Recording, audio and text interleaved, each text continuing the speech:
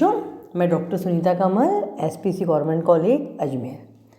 देखिए बच्चों, आज का आपका वीडियो का टॉपिक है उपनिषद। उपनिषद का अर्थ क्या होता है? उपनिषद का अर्थ वैसे होता है रहस्यमयी विचार, और वैसे उपनिषदों को वैदिक साहित्य का ही एक अंग माना गया है।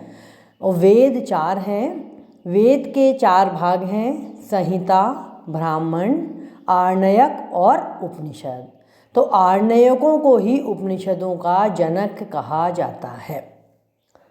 ठीक है, ये आपके 2 नंबर का प्रश्न भी आ सकता है। वेद कितने हैं और वेद कितने हैं, वेद के भाग कौन कौन से हैं, और आर्णयकों को किसका जनक कहा जाता है? उपनिषदों का जनक कहा जा सकता है। उपनिषद का अर्थ होता है, उप का अर्थ होता है, देखिए बच्चों ध्यान से सुनिएगा, उप का अर्थ होता है निकट, नी का अर्थ होता है नियम पूर्वक, और शद का अर्थ होता है बैठना, अर्थात गुरु के समीप नियम पूर्वक बैठ करके विद्या अध्ययन करना उपनिषद का शाब्दिक अर्थ है। अब आप देखिए कि वैदिक काल की संस्कृति को हम जब तक पूरा नहीं मान सकते हैं, जब तक कि उपनिषदों के दर्शन को हृदयंगम नहीं कर लेते हैं। वेदों के अंतिम भाग में उपनिषदों की रचना हुई, इसलिए भी इन्हें वेदांत कहा गया है। उपनिषद जो है, कुल उपनिषद 108 है। उपनिषदों की संख्या 108 है, और कुछ प्रमुख उपनिषदों के नाम हैं ईश, केन, प्रश्न, मुंडक, मांडुक्य आदि। अब इनका रचना काल क्या था? इनका रचना काल वेदों के बाद इनका रचना काल माना गया है, इसलिए इनको वेदांत भी कहा जाता है। अच्छा, अब उपनिषदों के प्रमुख बिंदु क्या हैं? उपनिषदों के प्रमुख बिंदुओं में आप देखिए कि पहली बात तो यह है कि जगत एक ठोस सत्य है। सृष्टि का निर्माण 5 तत्वों से हुआ है, और जगत एक ठोस सत्य है। 5 तत्व कौन से हैं?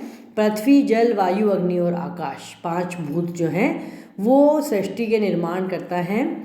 अब इसके बाद जगत जो है ब्रह्म की अभिव्यक्ति है। यहीं से जगत शुरू होता है और यहीं पर ख़त्म हो जाता है।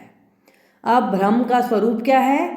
ब्रह्म का स्वरूप अनंत है, और इसी से जीव और आत्मा जो है वो यहीं से होते हैं और यहीं ख़त्म हो जाते हैं। और आत्मा का स्वरूप भी निश्चित नहीं है। आत्मा और ब्रह्म की अभिन्नता, मतलब आत्मा और ब्रह्म क्या है? एक ही है। और कर्मवाद और आवागमन का सिद्धांत जो है वो निरंतर चलता रहता है, और यहीं से जीवन का लक्ष्य जो है वो क्या कहलाता है? मोक्ष जीवन का लक्ष्य होता है। अब उपनिषदों का एक तत्ववाद क्या है? उपनिषदों का एक तत्ववाद है कि सृष्टि की उत्पत्ति एक ही तत्व से हुई है, चाहे वह ब्रह्म हो या वह आत्मा या जगत, सब क्या है? सब एक ही है। यही उपनिषदों का एक तत्ववाद है। ये भी आपके 2 नंबर का प्रश्न आ सकता है, उपनिषदों का एक तत्ववाद क्या है? तो आप यही बताएंगे इसके अंदर। अब ये भी है कि मुंडको उपनिषद में, जो उपनिषद है उनमें एक उपनिषद है मुंडको उपनिषद, उसमें बड़ा हास्यास्पद बयान दिया गया है कि यज्ञ एक, मतलब ये यज्ञ के बिल्कुल खिलाफ थे। तो उनका यज्ञ एक टूटी हुई नाव के समान है। इसके द्वारा जो भव सागर से पार होना चाहते हैं वे बिल्कुल मूढ़ हैं, मूर्ख हैं, जो चाहते हैं कि हम यज्ञ के द्वारा भव सागर से पार हो जाएंगे। यज्ञ से नश्वर सुख ही मिलता है।